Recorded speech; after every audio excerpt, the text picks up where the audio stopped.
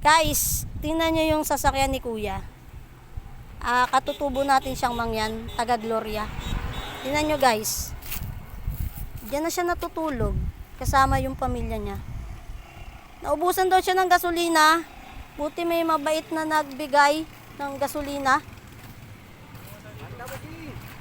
Sige boss, di po. Sige po, sige po. Yan, nandyan na yung kanilang mga lutuan. Tapos ito yung sasakyan niya. May mabait na nagbigay daw sa kanya. Kung sakasakaling makita niyo si na Kuya. Tapos may kakayanan naman kayo guys. Baka pwedeng pa-help. Kasi ako sa totoo lang, financially, hindi ako ganun, syempre, simple lang tayong mamamayan. Kuya, taga saan ka? Taga Gloria. Taga Gloria si Kuya. Tapos dito na sila nakatira ng pamilya niya. May mga anak siya, hindi na namin isinama kasi syempre privacy ni Kuya yun. Kung sakasakali guys, si Kuya guys ay nagpapaupang magtabas. Magkano araw ng tabas mo Kuya? 400. O biruin mo 400 sa maghapon.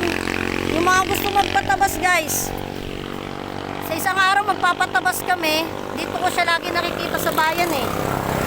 Dito ko siya lagi nakikita sa bandang Socorro.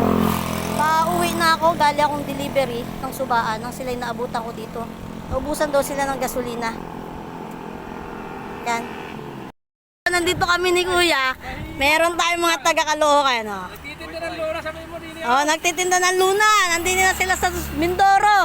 Ba't ang layo na inabot nyo, boss? Ay, siyempre nadayo. Nadayo. Ha? Lokan din po kayo? Hindi po, taga rito po ako. Si Kuya, lagi ko siya nakakasabay. Sabi ko, ang improvise sa kanyang sidecar. Yung pala, din na siya nakatira. Naubusan daw sila ng gasolina. Buti na lang daw may nagbigay. Wala daw kasi nagpapatabas. Baka sakaling si Kuya ay may magbigay baga po ng tulong.